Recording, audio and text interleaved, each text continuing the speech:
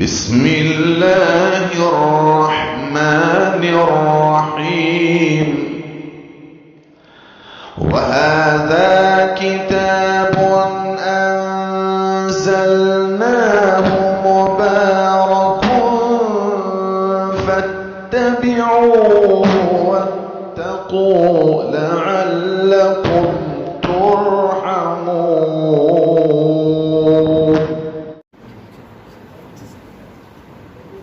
سبحانك لا علم لنا إلا ما علمتنا إنك أنت العليم الحكيم. سبحان الله وبحمده سبحان الله العظيم. الحمد لله رب العالمين، وصلى الله وسلم على نبينا وحبيبنا وشفيعنا وقائدنا وقائد الغر المحجلين محمد بن عبد الله الأمين وعلى آله وأصحابه ومن تبعهم بإحسان إلى يوم الدين. أما بعد، فأعوذ بالله من الشيطان الرجيم. بسم الله الرحمن الرحيم. لقد كان لكم في رسول الله أسوة حسنة لمن كان يرجو الله واليوم الآخر وذكر الله كثيرا. وقال النبي صلى الله تعالى عليه وآله وسلم: لا يؤمن أحدكم حتى أكون أحب إليه من والده وولده والناس أجمعين. وقال عليه الصلاة والسلام: لا يؤمن أحدكم حتى يكون هواه تبعا لما جئت به، أو كما قال عليه الصلاة والسلام. گرامی قدر علماء کرام، بہت پیارے بھائیوں، دوستوں اور بزرگوں، اللہ تبارک و تعالی کو انسانوں سے ایک تو عمومی محبت ہے اور ایک خصوصی محبت ہے۔ عمومی محبت اس بنیاد پر کہ انسان کو حق تعالی شانہ نے اپنے ہاتھوں سے بڑے پیار، جذبے اور بڑے بلند پایا مقاصد کے ساتھ پیدا فرمایا۔ خلقت بیدی، یہ الفاظ قرآن کریم کے ہیں۔ پھر جب کوئی انسان صفات سے متصف ہو جائے، اپنے اندر خوبیاں پیدا کر لے، تو حق تعالی شانہ کو اس سے خصوصی محبت اور پیار ہو جاتا ہے۔ بات سمجھنے کی ہے۔ ہمارے بزرگوں نے لکھا کہ ایک تو حق تعالی شانہ کی معیت، اللہ کا ساتھ، اللہ تبارک و تعالی کی نگہداشت عام طور پر ہے۔ وَهُوَ مَعَكُمْ أَيْنَمَا كُنْتُمْ، یہ ہے معیت عامہ۔ کوئی لفظ اگر گرا گزرے تو پریشان نہ ہو، میں اس کو سمجھانے کی کوشش کروں گا۔ معیت عامہ کا مطلب یہ ہے کہ ایک تو یہ ہے کہ اللہ دنیا کے ہر انسان کو اپنے کیمرے میں لیے ہوئے ہیں، چاہے وہ ان کا وفادار ہو، چاہے وہ اپنے کرتوت کی بنیاد پر ان کا غدار ہو، اور اپنے خود کے خیالات و نظریات، اعمال و افکار کی وجہ سے ان کی درگاہ و بارگاہ سے راندہ کر دیا گیا۔ وہ تو نہیں چاہتے کہ کوئی میری درگاہ سے دور ہو جائے، وہ تو نہیں چاہتے، لیکن ان کا اپنا ایک نظام ہے اور سسٹم ہے۔ مگر ایسے لوگ بھی جو خدائے تعالی شانہ کے غدار بے وفا ناشکرے ہیں وہ بھی خدا کی واچ میں تو ہیں، اور خدائے پاک بقدر ضرورت ان کی رعایت بھی کرتا ہے۔ بقدر ضرورت میں بہت کچھ آ گیا۔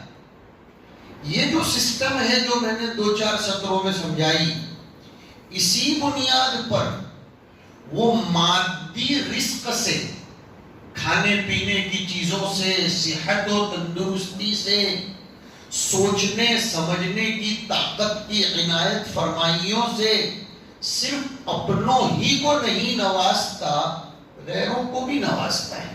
اس کی یہ رعایت ہے سب کے ساتھ۔ سیدنا ابراہیم علیہ السلام نے ان مادی نعمتوں کو عنایت فرمانے کے لیے درخواست کی تھی کہ وَارْزُقْ أَهْلَهُ مِنَ الثَّمَرَاتِ مَنْ آمَنَ مِنْهُمْ بِاللَّهِ وَالْيَوْمِ الْآخِرِ، لیکن یہی معیت عامہ تھی، یہی نگہداشت عام تھی جس کو میں نے اپنے بیان کے شروع میں کہا وہ عمومی محبت تھی، تو فرمایا کہ نہیں، وَمَنْ كَفَرَ، جو مجھ سے غداری کرے گا اس کو بھی میں تندرستی تو دوں گا، اس کو کھانا پینا بھی دوں گا، اس کو فکر کی طاقت سے بھی نوازوں گا، اس کو گیسنگ پاور بھی دوں گا، اس کو لاجیکلی پوائنٹ میں ایکسپرٹنیس بھی دوں گا۔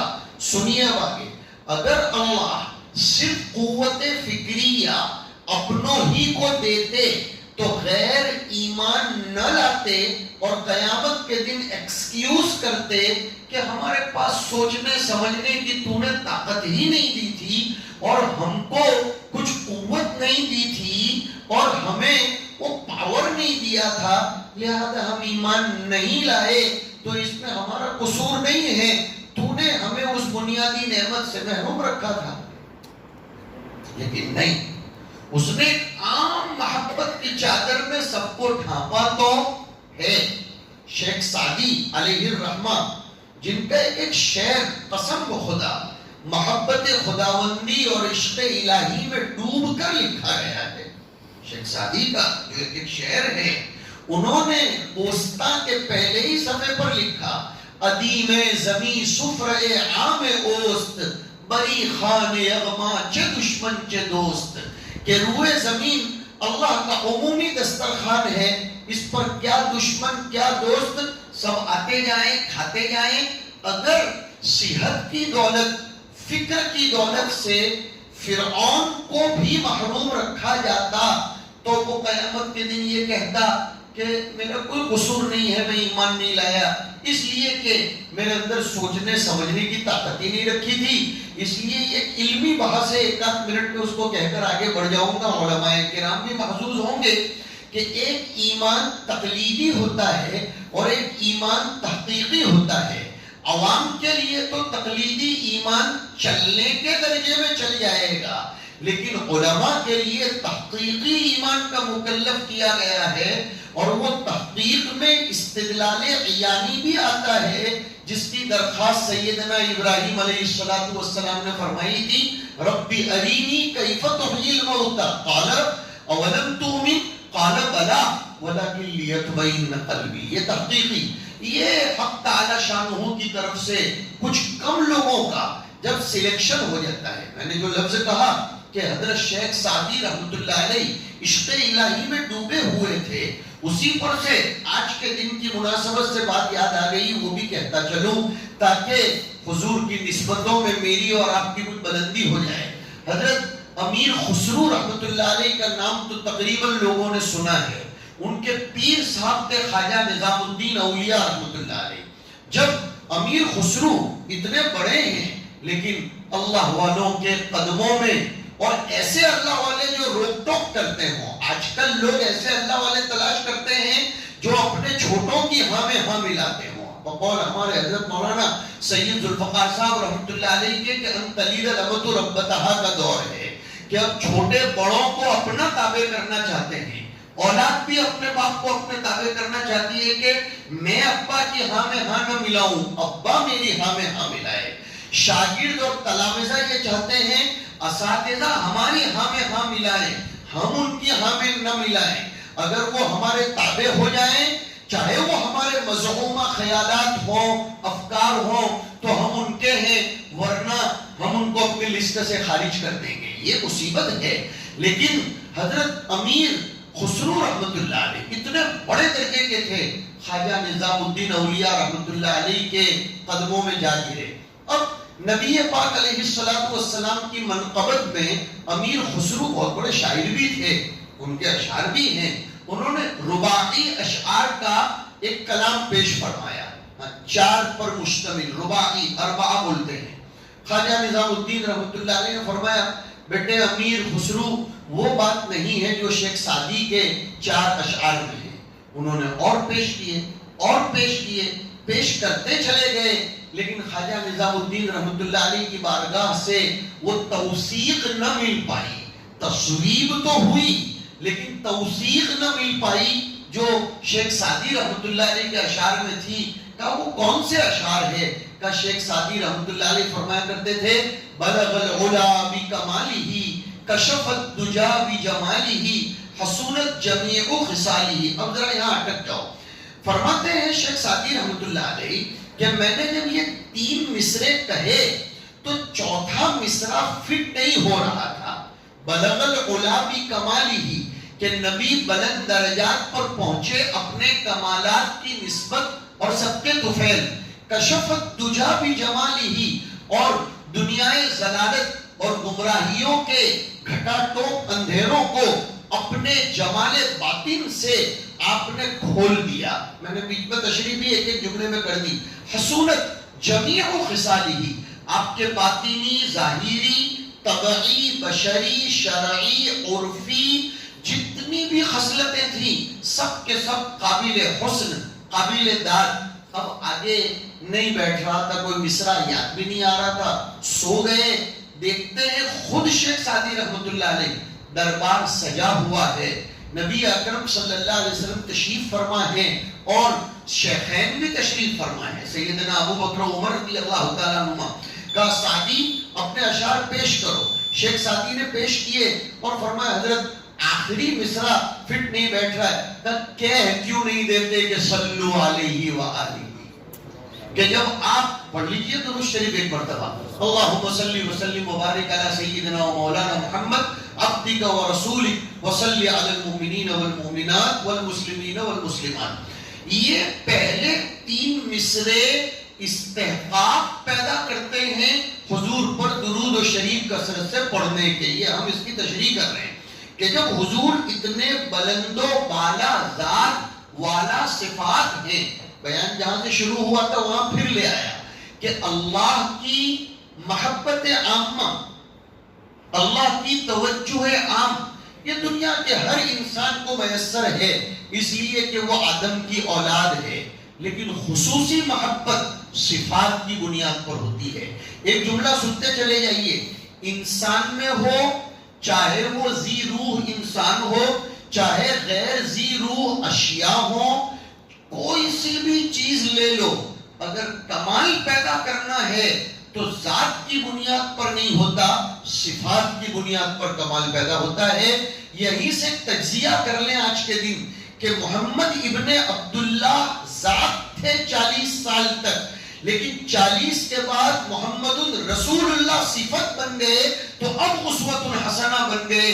اس لیے قرآن کریم نے یہ نہیں کہا کہ لقد کان لکم فی محمد ابن عبداللہ اسوۃ حسنہ، بلکہ یہ فرمایا لقد کان لکم فی رسول اللہ اسوۃ حسنہ. کیا کمال کر دیا ہے. حضرت اقدس تھانوی رحمت اللہ علیہ نے فرمایا کہ جو شخص حضور کی تعریف، آپ کی سلطنت، آپ کی حکمرانی، آپ کی فرمانروائی اور آپ کی کمانڈرشپ اور آپ کی لیڈرشپ کی بنیاد پر کرتا ہو، اس کو کوئی ثواب نہیں ملے گا، وہ عند اللہ تقرب کا کوئی ذریعہ پیدا نہیں کر پائے گا. ہاں اگر وہ اس لیے حضور کی منقبت میں کلمات کہہ لیتا ہے، چاہے وہ منظوم کلام کہے یا منصور کلام کہے، مگر وہ اس نسبت پر کلام کرتا ہے کہ وہ محمد الرسول اللہ تھے، تو یہ اس کے لیے کام بن جائے گا. کیوں؟ محمد ابن عبداللہ ایک ذات تھی اور محمد الرسول اللہ ایک صفت تھی. آج بھی مسلمانوں کو سیرت کے حوالے سے یہ پیغام دیا جا رہا ہے. جو راز امام رازی نے کھولا ہے، آج کل تقریباً ہر مسلمان کی زبان پر ایک سوال ہے. میں بھی ان میں سے ہوں، آپ بھی ہیں، لیکن جواب آپ کو علماء دے رہے ہیں. وہ سوال یہ ہے ہمیں غلبہ کب ملے گا، اور نمبر 2 ہم لوگوں کی آنکھوں میں چھپ رہے ہیں بس کب جائیں گے، محبوب کب بن جائیں گے. لوگوں کی آنکھوں میں ہمارا رعب، ہماری ہیبت، ہماری محبت، ہمارا دبدبہ. یہ میں لفظ عزت کے ترجمے کر رہا ہوں، اب آ رہا ہوں لفظ عزت پر، اس لیے کہ عزت میں یہ سارے معنی ہیں. عزیز غالب کو بھی کہتے ہیں اور عزیز پیارے کو بھی کہتے ہیں. اب آئیے حق تعالی شانہ کی ایک آیت کی طرف.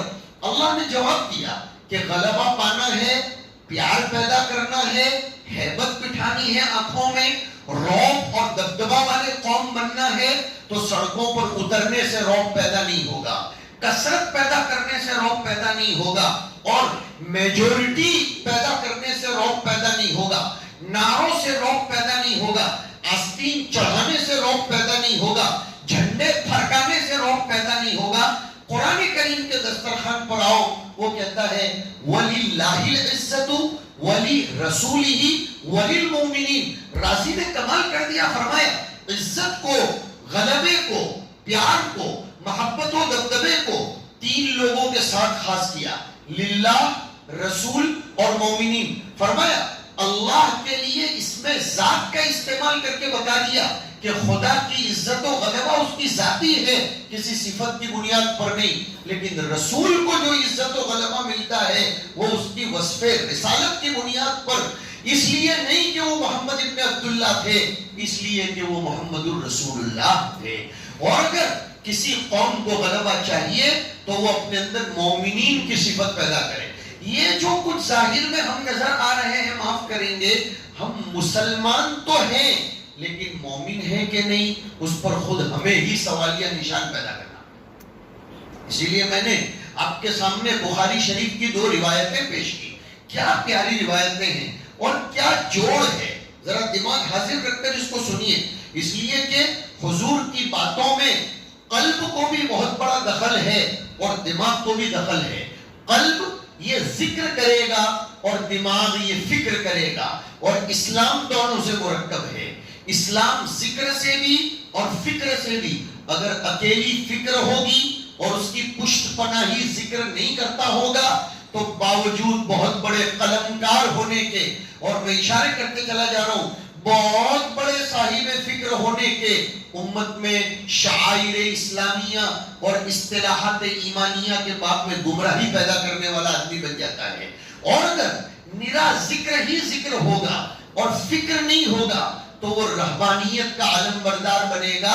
چنانچہ یہ 2 روایتوں کو سمجھیے. آئیے میں آپ کو دعوت دے رہا ہوں. حضور فرماتے ہیں پہلے تو لا یؤمن احدکم حتی اکون احب الیہ من والدہ وولدہ والناس اجمعین، کہ تم میں سے کسی کا ایمان، اس لیے کہ بیچ میں بحث چھڑ گئی کہ ہم مسلمان تو نظر آ رہے ہیں، کرتا پائجامہ پہن لیا جمعہ کے دن ماشاءاللہ، دال چاول بنا لیے اور سید الطعام یہ ہمارے دسترخوانوں پر نظر آنے لگا، اور ایسے موقعوں پر خود ساختہ عید کے موقعوں پر اور شریعت کی مقرر کردہ، اب یہاں میں نے لفظ ساختہ نہیں بولا، شریعت کی مقرر کردہ عیدین کے موقع پر ہم کچھ ذرا نظر تو آ جاتے ہیں کہ مسلمان ہیں، لیکن اندر کی حقیقت کیا ہے وہ کب مضبوط ہوگی؟ جس کی بنیاد پر عزت ملے گی وہ ہے جو میں نے 2 حدیثوں میں پیش کی. سب سے پہلے حضور نے فرمایا جب تک تمہاری نزدیک میری محبت ساری دنیا وما فیہا سے بڑھ کر نہ ہو جائے، اور دنیا وما فیہا میں والد یہ انسان کے اقرب ہے، پھر ولد اور دنیا بھر کے لوگ، ان سب سے زیادہ محبت جب تک حضور کی پیدا نہ ہو جائے تب تک آدمی مومن نہیں بن سکتا ہے. اور سفیان رحمت اللہ علیہ تو فرماتے ہیں کہ میں یہ کمال اور ناقص اور یہ اور وہ اس کے چکر میں بھی ڈالنا نہیں چاہتا ہوں. شریعت نے جو کہہ دیا بس ختم. وہ تو ایک معتزلہ اور کرامیہ کے رد کے لیے کامل اور ناقص کی بحث چھڑی جاتی ہے، ورنہ حقیقت یہ ہے حضور کی نصب کو اپنے ظاہر پر رہنے دیجئے تو اب پتہ چلے گا ایمان یہ واقعتاً ایمان کہلائے جانے کے قابل نہیں بنتا ہے جب تک حضور کا مقام احبیت کے درجے تک نہ پہنچ جائے. اور کمال ہے حضور کے کلام میں کہ حتی اکون احب الیہ من والدہ و ولدہ. سوال پیدا ہوتا ہے انسان کو ماں باپ سے زیادہ محبت ہوتی ہے اولاد سے؟ تو دنیا بھر کا مشاہدہ ہے، سب کا مشاہدہ ہے. اسی لیے اولاد کا حصہ وراثت میں بھی زیادہ رکھا گیا ہے. یہ اور بات ہے کہ وہاں شان حاکمانہ کے پیش نظر یہ فرما دیا گیا کہ آباؤکم و ابناؤکم لا تدرون ایہم اقرب لکم نفعا، کہ جو ہم نے فرائض کا نظام بنایا ہے، وراثت کا جو نظام بنایا ہے، یہ بھی آج کے بیان میں سن لیجئے کہ جو نظام وراثت کی تقسیم کا بنایا ہے، شوہر کو اتنا، بیوی کو اتنا، باپ کو اتنا، ماں کو اتنا، مذکر اولاد کو اتنا، مؤنث اولاد کو اتنا، سگے بھائی بہنوں کو اتنا، اور ماں شریک باپ شریک بھائی بہنوں کو اتنا اتنا.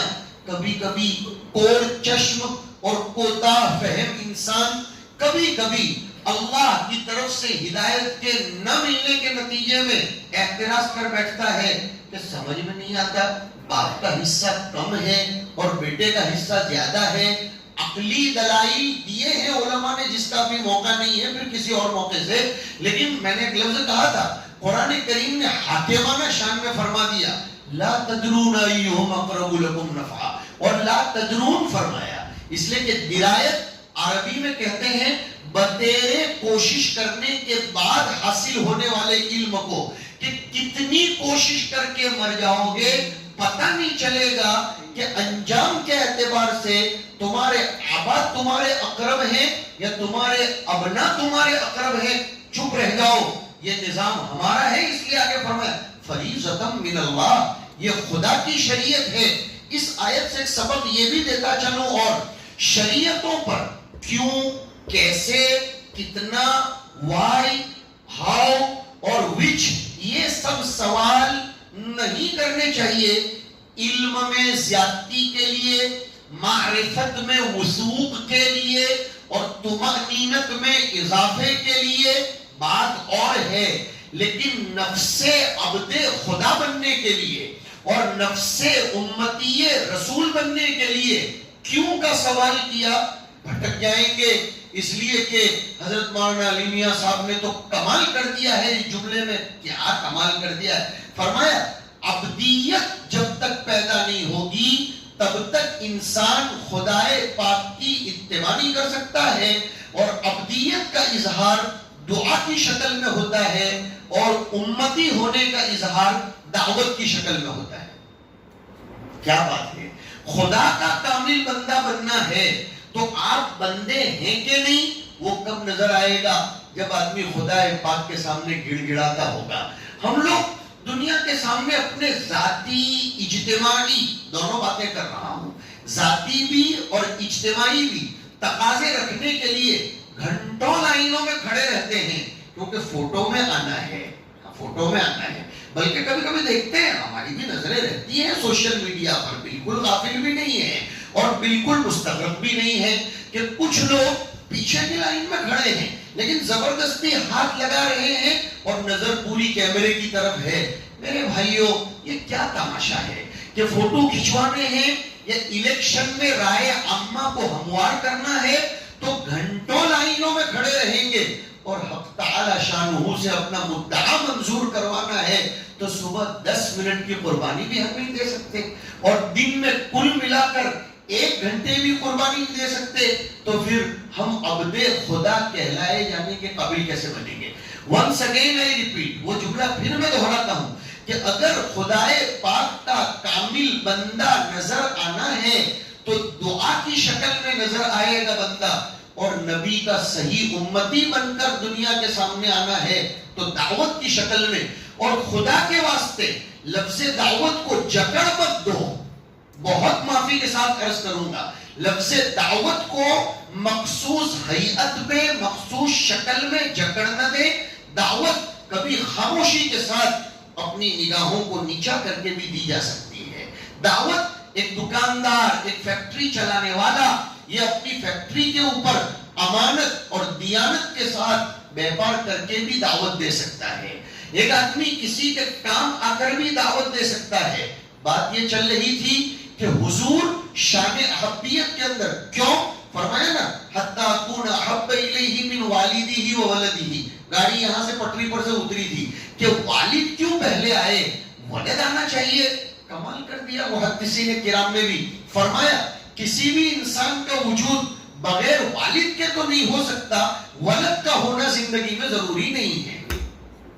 والد تو دنیا بغیر والد کے تو کوئی بھی پیدا نہیں ہوتا.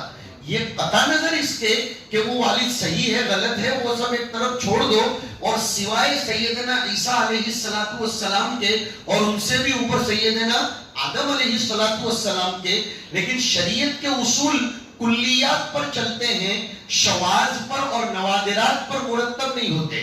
شریعت کرشمہ سازیوں پر اپنے آپ کو مرتب نہیں کرتی. اسی لیے کرامت شریعت میں دلیل نہیں ہے، کشف و الہام شریعت میں دلیل نہیں ہے، خواب شریعت میں دلیل نہیں ہے. ایک بہت اللہ والے ہیں، ابھی زندہ ہیں، واقعتاً صاحب نسبت ہیں، خدا ان کی نسبتوں کو اور بلند کرے. ان کے پاس ایک صاحب نے آ کر عرض کیا کہ مجھے جناب نبی اکرم صلی اللہ علیہ وسلم خواب میں تشریف لائے اور فرمانے لگے تم فلاں جگہ پر چلے جاؤ اور وہاں اپنا کام شروع کر دو. تو انہوں نے جواب یہ دیا آپ کو آئے مجھ کو جس دن آ کر کہیں گے کہ میں آپ کا اپوائنٹمنٹ کر لوں تو میں آپ کا اپوائنٹمنٹ کر لوں گا. اسی بہت ہوشیاری کا جواب دیا ہے. پتا چلا کہ خواب کائنم من کان ہو، بشارت ہے اس سے انکار نہیں. ہم بھی سمجھتے ہیں انہو لم یبق من النبوۃ الا المبشرات الصالحہ یراها المسلم او تراها او ترا له. وہ یراها اور ترا دو الگ الگ روایتیں راوی کی ہیں، لیکن اس میں بھی ایک مستقل کلام ہے کہ ان دونوں سے ایک الگ بات نکلتی ہے، وہ ایک علمی چیز ہے. خیر پتہ یہ چلا کشف و الہام ہو اور خواب ہو، شریعت میں کوئی دلیل نہیں ہے، وہ تسلی کے لیے ہوتے ہیں یا ذرا تبشیر کے لیے. لیکن نبی کا خواب یہ زبردست قسم کی دلیل ہوتا ہے، اس لیے کہ نبی کی نیند نہیں ہوتی. اس لیے کہ نبی نے فرمایا میں سوتا ہوں میری آنکھ بند نظر آتی ہے لیکن میرا قلب تو جاگتا رہتا ہے. یہیں سے ابن تیمیہ علیہ الرحمہ نے لکھا مدرک وحی اصل میں قلب ہے، اعضائے ظاہرہ نہیں ہے. وحی یہ قلب کے ساتھ اس کا تعلق ہے. اس سے بھی سمجھ میں آیا جب وحی کا تعلق قلب سے ہے تو علوم وحی کا تعلق بھی قلب سے ہوگا. قل من كان عدوا لجبريل فإنه نزله على قلبك وإنه لتنزيل رب العالمين نزل به الروح الأمين على قلبك. وحی کے الفاظ کو غیروں نے اس پر ریسرچ کیا، پڑھا، غور کیا تو وہ قائل تو ہوئے لیکن گھائل نہیں ہوئے اور فائل بھی نہیں بنی. اور ایمان کا تعلق قلب سے ہے. مومن جب وحی کو پڑھتا ہے تو وحی اس کے قلب کو دستک دیتی ہے اور پھر وہ قلب سے عقیدت مند بنتا ہے اور عقیدت کی لمبی تا پھر گول تا کی شکل اختیار کر کے اس کو جکڑ لیتی ہے اور خدا پاک کا وہ قائل، گھائل اور پھر اس کی فائل بن جاتی ہے. یہ اللہ تبارک و تعالیٰ کا نظام ہے. تو بات یہ تھی کہ تم میں سے کوئی کامل مومن نہیں بن سکتا، یا سفیان علیہ الرحمہ کے کہنے کے وہ موجب اس کے ایمان کا ہی سوال ہے جب تک کہ حضور سب سے زیادہ پیارے نہ بن جائیں. اب محبت اور پیار کسے کہتے ہیں یہ سب سے بڑا سوال ہے. اس میں دنیا گڑبڑ کر رہی ہے، جس کو اپنے یہاں گجراتی میں کہتے ہیں، یعنی وہ ہندی میں ہے لیکن اپنے گجرات میں یہ کہا جانے والا شعر ہے سمجھ کا پھیر ہے اسی کا نام اجمیر ہے. اور تھوڑی سی اجازت کے ساتھ آگے بڑھاؤں، اسی میں پوری دنیا اندھیر ہے. سمجھ کا پھیر ہے. میں نے خود خواجہ معین الدین چشتی رحمت اللہ علیہ کے آستانے پر ایک مرتبہ 12 ربیع الاول کو کچھ بات کہنے کا موقع مل گیا تھا وہیں کے لوگوں کے کہنے سے. تو میں نے کہا ہم خواجہ صاحب کو بھی مانتے ہیں اور خواجہ صاحب کی بھی مانتے ہیں، اور تم لوگ خواجہ صاحب کو تو مانتے ہو لیکن کی نہیں مانتے، اسی سے خط فاصل ہو جاتا ہے۔ اب ہم تھوڑے اوپر چلتے ہیں، رسول اللہ کو تو صلی اللہ علیہ وسلم دنیا بھر کے لوگ مانتے ہیں، کوئی بھی رسول کے بارے میں وہ جو کہہ رہے ہیں نا، وہ بھی دل سے کلام نہیں کرتے، وہ تو اس درخت پر پھل زیادہ لگے ہیں اسی لیے پتھر مار رہے ہیں۔ اسی لیے ہمارے عربی میں کہاوت ہے، یرم الحجر علی الشجر ذات الثمر، پتھر اسی درخت پر زیادہ مارے جاتے ہیں جس پر پھل زیادہ لگے ہوں، ورنہ پوری دنیا مانتی ہے کہ سرکار کیسے تھے، مگر اس سے کام نہیں چلتا کہ رسول اللہ کی شان میں قصیدے پڑھ لیے جائیں۔ غیروں نے بھی قصیدے پڑھے، بلکہ کچھ لوگوں نے تو حضور کے باب میں ایسے کلمات کہہ دیے ہیں کہ بڑے بڑے ادبا اور بڑے بڑے مومنین یہ وہاں بالکل دست بستہ نظر آتے ہیں، ایسے کلمات کہے، لیکن اس سے کام نہیں چلتا ہے۔ کام تب چلتا ہے جب رسول کی بھی مانی جائے۔ یہ فرمایا حتی اکون احب الیہ۔ اب جو میں نے اشارہ کیا تھا کہ دوسری حدیث شریف کو اس کے ساتھ جوڑو، لا یؤمن احدکم، اس حدیث میں بھی ہے، اور دوسری حدیث شریف جو پڑھی اس میں بھی فرمایا لا یؤمن احدکم حتی یکون ہواہ تبعا لما جئت بہ۔ ہماری کوتاہ نظر میں ہمارے بڑوں کی توجہات کے نتیجے میں بات یہ سمجھ میں آ رہی ہے، واللہ تعالی اعلم بالصواب، کہ حتی اکون احب الیہ کا معیار حتی یکون ہواہ تبعا لما جئت بہ کو بتایا گیا ہے۔ اب ذرا اس کو 8-10 منٹ میں سمجھا کر گفتگو ختم کروں گا، لیکن اس کو خوب سمجھ لیجئے۔ حضور کی محبت ہمارے اور آپ کے دلوں میں کتنی ہے، اس کا تھرمامیٹر نہ میں آپ کے لیے طے کروں نہ آپ میرے لیے طے کریں، اس لیے کہ ویسے بھی محبت امر باطنی ہے۔ جب محبت حب الشیء یعمی و یصیب، یہ حدیث نہیں ہے، کسی بڑے کا ملفوظ ہے اور اس میں بھی الگ الگ، لیکن بات مبنی پر حقیقت ہے کہ کسی چیز کے پیچھے آدمی جب دیوانہ بن جاتا ہے، اور علامہ قاسم نانوتوی رحمۃ اللہ علیہ نے تو کمال کر دیا، یہ علماء دیوبند کیسے محبت میں ڈوبے ہوئے تھے۔ فرمایا بخاری شریف پڑھاتے پڑھاتے کہ حب الرسول صلی اللہ علیہ وسلم من الایمان، کا محبت کو حب بولتے ہیں، ہا یہ حروف حلقیہ سے ہے اور با یہ حروف شفویہ سے ہے، اور مخارج کی ابتدا شفتین سے ہو کر حلق پر انتہا ہوتی ہے۔ پتہ چلا کہ نبی کی محبت یہ از ابتدا تا انتہا ہونی چاہیے، درمیان میں کہیں لٹکنا نہیں چاہیے، اور پھر اس میں بھی ہا کو اختیار کر کے وسطیت کو پیش کیا گیا، اس لیے کہ خا اور ہا یہ بالکل نیچے گلے کے حصے سے ادا ہوتے ہیں، اور باقی لیکن یہ بالکل بیچ میں سے۔ پتہ چلا محبت میں اعتدال، محبت میں اعتدال کا کیا مطلب سمجھنے کی کوشش کریں، بات قیمتی ہے۔ محبت کی حد تک ہو، وہ محبت حضور کو الوہیت تک نہ پہنچا دے، اور محبت واقعتاً محبت ہو کہ حضور کو آپ کے مقام سے نیچے بھی نہ گرا دے۔ کمال کر دیا ہے، بات یاد آ گئی آپ حضرات کی برکت سے۔ علامہ یعقوب نانوتوی رحمۃ اللہ علیہ سے کسی بریلوی نے سوال کر لیا تھا کہ تم دیوبندی نبی علیہ السلام کو بشر مانتے ہو اور ہم نور کہتے ہیں، تم لوگ گستاخ ہو، نبی کو بشر کیسے کہتے ہیں؟ بڑے بڑے تھے، فرمایا بشر لا کل بشر کل یاقوت بین الحجر۔ کیا جواب دیا، بشر لا کل بشر، نبی بشر تو تھے لیکن عام بشر اور عام انسانوں کی طرح نہیں۔ آگے سنیے، آگے دلیل کیا مضبوط تھی۔ یاقوت، مرجان، عقیق، لولو، فیروز، یہ سب کے سب بھی پتھر ہیں، اسٹون، اس کا نام بھی تو اسٹون ہے، اور کپچی ریتی یہ بھی اسٹون ہے، لیکن یاقوت کی قدر و قیمت کروڑوں سے بھی بڑھ کر ہے۔ اور یہ کپچی اور ریتی کی قدر و قیمت کیا ہے، اس کو بیان کرنے سے بھی طبیعت مقدر ہو رہی ہے اس کے قدر کے باب میں۔ سمجھ میں آیا کہ انسان کو نبی اکرم صلی اللہ علیہ وسلم سے احبیت والا تعلق ہونا چاہیے۔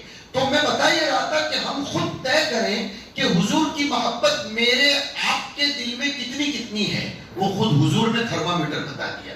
اس لیے کہ دنیا والوں کو تھرمامیٹر نہیں دیا ہے، پھر بھی تکفیر تک چلے جاتے ہیں، گستاخ رسول کے فتوے لگاتے ہیں وغیرہ وغیرہ. لیکن آؤ نا سرکار کے دسترخوان پر چلتے ہیں، آپ ہی بتا دیں گے کہ احبیت کس کی ہے. فرمایا اگر تم اپنے ایمان کو جانچنا چاہتے ہو تو یہ دیکھ لو، تمہاری خواہشات، تمہاری مقرر کردہ رسوم، تمہاری طبیعت کی چاہتیں، میں ہوا کا ترجمہ بہت عام کر رہا ہوں، تمہاری خواہشات، تمہاری مقرر کردہ رسومات، تمہارے سماج کے بندھارن، یہ بھی بیچ میں لا رہا ہوں اس لیے کہ یہی آج کل زیادہ اٹکا رہے ہیں کہ مولانا سب بات سمجھ میں آ گئی لیکن سماج میں کچھ امیج بھی باقی رکھنی ہے. فرمایا نہیں، ایسے موقع پر دیکھو کہ تمہاری خواہشات، تمہارے اندر کے چونچلے، تمہارے بندھارن یہ کتنے تابع ہیں میری شریعت کے. اگر شریعت حاکم بن جائے اور یہ سب محکوم بن جائے تو میری طرف سے پروانہ ہے. کون کہہ رہا ہے؟ حضرت نبی پاک صلی اللہ علیہ وسلم. اور محبوب اگر یہ کہہ دے کہ میں نے تجھ کو اپنا محب مان لیا تو پھر دنیا کتنے بھی فتوے لگاتی ہو تو اسے کیا فرق پڑ جاتا ہے. اور اگر محبوب راندے درگاہ کر دے تو دنیا کتنی محبت کے گن گاتی ہو اس سے کچھ فرق نہیں پڑتا. بیان کا خلاصہ آخری 4 منٹ میں یہ ہے کہ ہماری طبیعتوں کو شریعت کے تابع بنائیں گے تو نبی سے محبت کے گن گائے جانے کے ہم قابل بنیں گے. اور اگر ہماری طبیعت شریعت کے تابع نہیں ہے تو پھر محبت تو بہت بات کی چیز ہے، خود سوال کھڑا ہو جائے گا ایمان پر. حضرت اقدس مولانا مدنی نور اللہ مرقدہ سے کسی نے سوال کیا تھا کہ what is the definition of تصوفism؟ تصوف کسے کہتے ہیں؟ بہت سے لوگ تصوف کو نہیں سمجھتے اس لیے خامخواہ اس کے پیچھے پڑ جاتے ہیں. یہ قلبی حقیقت کا نام ہے جو ارباب قلوب سے ہی سمجھی جا سکتی ہے ورنہ الفاظ سے نہیں سمجھی جا سکتی ہے. یہ صاف بات ہے. تو حضرت مدنی رحمت اللہ علیہ نے فرمایا جس دن طبیعت شریعت کے تابع بن جائے سمجھ لو کہ آپ تصوف میں قدم رکھ چکے ہیں اور اس کے دریا میں جو بحر مواج ہے غوطہ زنی کرتے کرتے آگے بڑھتے جا رہے ہیں. کیا پیاری بات بتائی. آج یہ المیہ ہے، شادی بیاہ کے موقعوں پر سمجھ میں آ جاتا ہے کہ احبیت رسول ہے یا احبیت رسومات ہے. یہ 2 حدیثیں آج پلوں میں باندھ کر جاؤ. کون سی 2 حدیثیں جو خطبے میں پڑھی تھی اب آخر میں دوہرا دیتا ہوں آج کے دن کی مناسبت سے کہ کامل مومن بننا ہے تو نبی سب سے اوپر ہونے چاہیے، والدین سے بھی اوپر، اولاد سے بھی اوپر، بلکہ دنیا کے تمام لوگوں سے اوپر. نبی سب سے اوپر ہونے چاہیے. اور نبی اوپر ہونے چاہیے کا مطلب کیا؟ اب آ گیا. نبی کی چاہت سب کی چاہت پر مقدم ہونی چاہیے. اور نبی خدا کے پیارے، نبی سے محبت کر لی تو ہم خدا کے پیارے بن جائیں گے. اور خدا کے جب ہم محبوب بن جائیں گے تو محبوب کی منشا کے مطابق دنیا کے فیصلے ہوتے ہیں. خدا ہمارا محب بنے گا اور ہم اس کے محبوب بن جائیں گے، پھر ہمارے اشاروں پر دنیا کا نظام چلے گا. ہمارے اشاروں پر دنیا کا نظام چلے گا. آج یہ عزم کر کے اٹھتے ہیں کہ آج کے دن کوشش کریں گے کہ نبی کی محبت میں الفاظ کے ذریعے نہیں بلکہ اپنی خواہشات کو شریعت کے تابع بنا کر ہم ڈبکی لگا کر آگے بڑھتے چلے جائیں گے. ڈیپ میں جائیں گے، جتنے ڈیپ میں جاؤ گے اتنے سیپ اور جواہر ہمیں کام آئیں گے. اللہ نے اس کو اسی لیے بہت بڑا احسان قرار دیا ہے. آج ہونا یہ چاہیے کہ ہم کم از کم ہم میں کا ہر فرد 1000 مرتبہ بارگاہ رسالت میں نذران عقیدت پیش کرے. اس لیے کہ جمہور کے قول کے مطابق، متفق علیہ نہیں ہے لیکن جمہور کے قول کے مطابق 12 ربیع الاول کو دنیا کو وہ تحفہ ملا ہے، میں جو جملے کہہ رہا ہوں سنیے، وہ تحفہ ملا ہے جس تحفے کے دیدار کے لیے فلک و انجم، کواکب و سیارگان، سماء و ارض، عالم ملکوت کی تمام چیزیں چشم پہ انتظار تھی جب سے پیدا ہوئی تھی کہ جس کے لیے یہ بزم سجائی گئی ہے وہ کب آئے گا. جب وہ آ گئے تو اب اشارہ ہو گیا کہ اب یہ لپیٹا جانے والا ہے. مگر وہ بزم سجی تھی اتنی بڑی وہ پنڈال بنا تھا اتنی مدت سے کہ اس کو لپیٹنے میں چند صدیاں لگتی ہیں، تو کم از کم آج مغرب سے پہلے پہلے تک جمعہ کا دن بھی ہے، 12 ربیع الاول بھی ہے، کتنا اچھا ہوگا 1000 مرتبہ درود پاک کا نذرانہ حضور پر احسان کرنے کے لیے نہیں، ہمیں سعادت مندوں میں شمار کرنے کے لیے بن جائیں۔ حق تعالی شانہ ہم سب کو اپنا محبوب و مقبول بنائے اور نبی علیہ السلام سے ہماری نسبتوں کو بتقاضۂ شریعت بلند کرنے کی توفیق نصیب فرمائے۔ وصلی اللہ وسلم علی نبینا و مولانا محمد وعلی آلہ و اصحابہ اجمعین۔